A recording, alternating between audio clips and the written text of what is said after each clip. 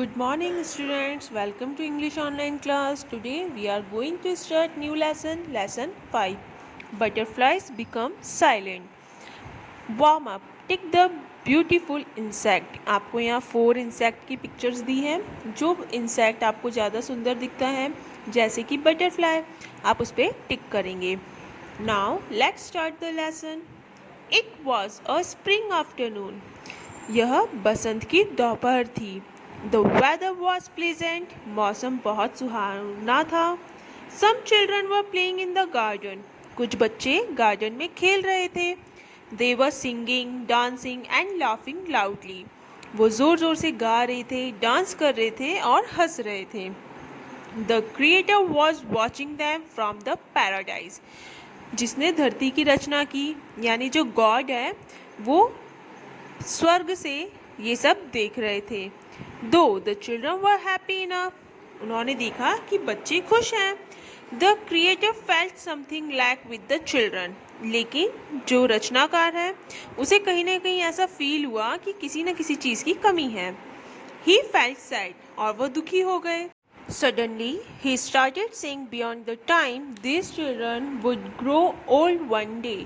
और वह समय के परे सोचने लगे कि ये जो बच्चे हैं एक दिन बड़े हो जाएंगे. These flowers would wither one day. ये जो फूल हैं ये मुरझा जाएंगे. Their colors would fade and they would die at last. इनके कलर उड़ जाएंगे और एक दिन ये ख़त्म हो जाएंगे. The green leaves that decorate the trees would fall and die. जो हरी पत्तियाँ पेड़ों पर हैं, पेड़ों को सजा रही हैं, वो गिर जाएंगी, मुरझा जाएंगी. The creator grew sadder as he saw yellow leaves and dry flowers being carried away by a gust of wind.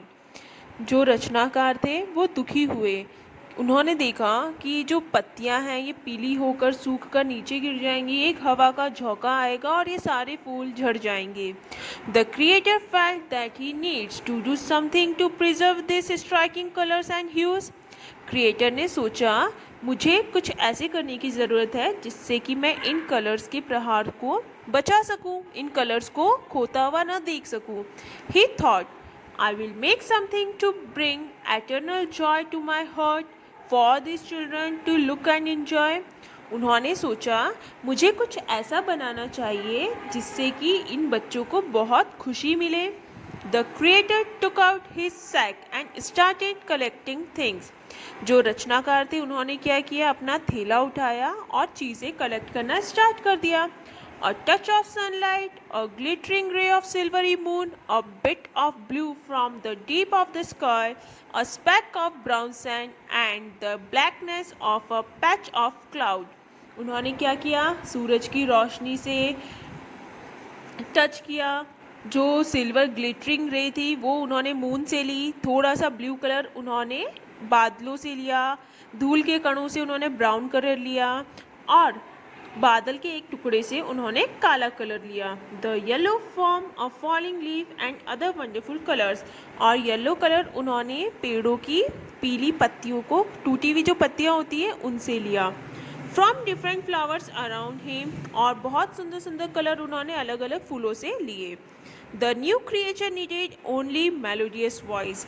अब वो जो नई चीज़ बनाने चाह रहे थे उसमें सिर्फ उनको एक अच्छी आवाज़ देने की ज़रूरत थी.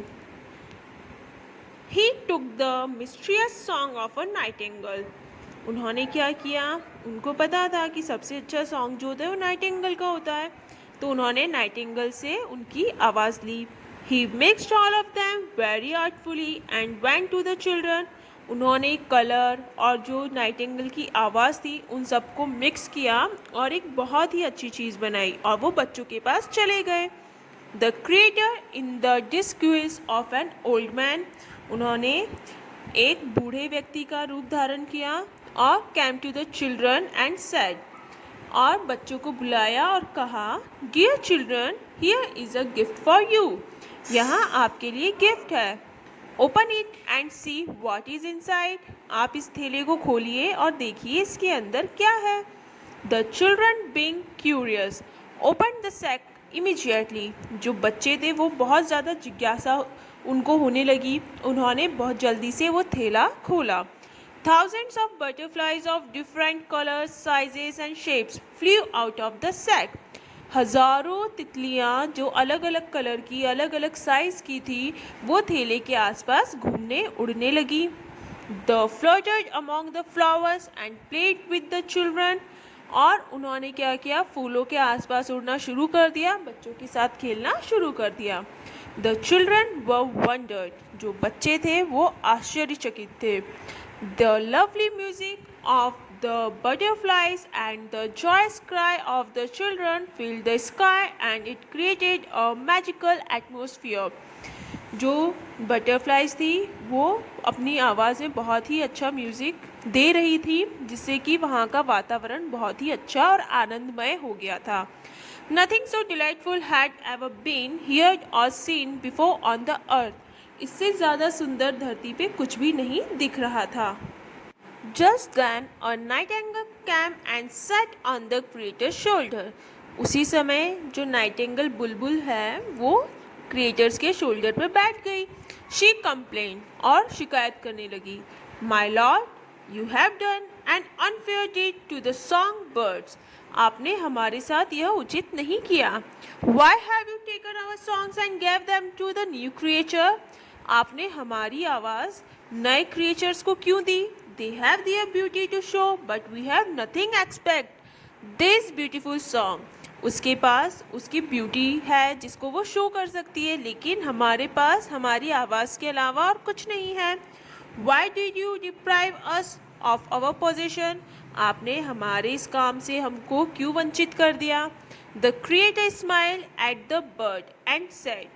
जो क्रिएटर था वो हंसने लगा और कहने लगे, You are right, little bird. Every bird has a song, and I shouldn't take it away from you to glorify others. तुम सही कह रही हो. हर एक बर्ड की अपनी अपनी आवाज़ है और मुझे तुम्हारी वो आवाज़ नहीं लेना चाहिए, ना ही किसी और को देना चाहिए. So the creator took back the song from the butterflies and restored it to the birds. तो क्रिएटर ने क्या किया, बटरफ्लाई से वो आवाज़ लेके वापस से जो नाइटिंगेल थी उसको दे दी. This is why the butterflies are silent. इसीलिए जो बटरफ्लाइज हैं वो साइलेंट होती हैं, उनकी कोई आवाज़ नहीं होती. But still they are charming and delightful. लेकिन बिना किसी आवाज़ के भी वो बहुत ही सुंदर और आकर्षक दिखाई देती है.